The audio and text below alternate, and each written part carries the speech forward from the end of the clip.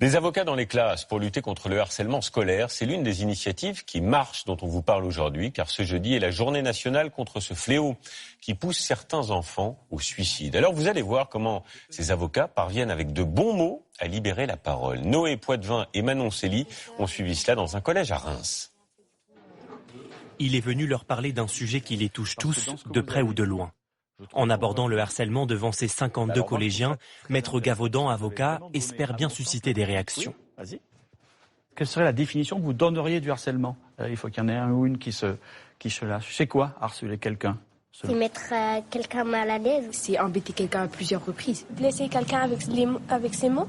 Dire des gros mots dans Internet et dans la réalité. Mettre des mots ensemble sur des violences que la loi réprime sévèrement. D'ailleurs, que dit-elle précisément? C'est grave et il y a des sanctions. Je te lis l'article 222. Le fait de harceler une personne par des propos, des comportements répétés, ayant pour objet ou pour effet une dégradation de ses conditions de vie, est puni d'1 an de prison et 15 000 € d'amende. Des sanctions pénales lourdes qui suscitent des questionnements, comme dans le cas d'une usurpation d'identité. On vole le compte de la personne, mais la personne, elle est gentille, mais nous, on fait n'importe quoi dans son compte. On harcèle des gens, c'est elle qui va prendre les peines de prison, c'est pas la personne qui a volé son compte, du coup. L'objectif de cette rencontre est aussi d'offrir à ses collégiens un espace de confiance pour se livrer. N'hésite pas, tu veux? Et le courage, le timide Lucas, élève de 5e, a su le trouver. Oui, vas-y, exprime-toi, vas-y.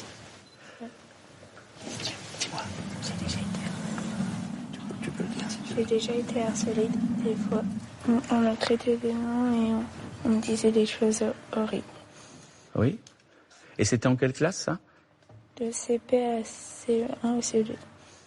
C'est la première fois qu'il s'exprime à ce sujet. Une intervention rare qui bénéficie à tous les élèves pour l'avocat. Le fait qu'il puisse s'exprimer montre quand même qu'il y a du progrès. C'est-à-dire que les tabous tombent et d'entendre la victime, ça permet à ceux qui auraient tendance à rentrer dans une mécanique de harcèlement oui, un peu de culpabiliser, mais aussi de voir que les choses sont graves. 2 heures d'échange et des mots qui résonnent déjà dans la tête de ces collégiens. Il faut qu'on aide les autres comme ils sont harcelés. Il faut jamais rentrer dans les histoires des autres. En France, on estime que 6 à 10% des élèves subiraient une forme de harcèlement lors de leur scolarité, soit 800 000 à 1 million d'enfants. Et à noter qu'à partir d'aujourd'hui, écoliers, collégiens et lycéens seront invités à remplir un questionnaire anonyme pour évaluer les victimes de harcèlement au niveau national. Dans votre trésor, les inventeurs français à l'honneur à l'occasion du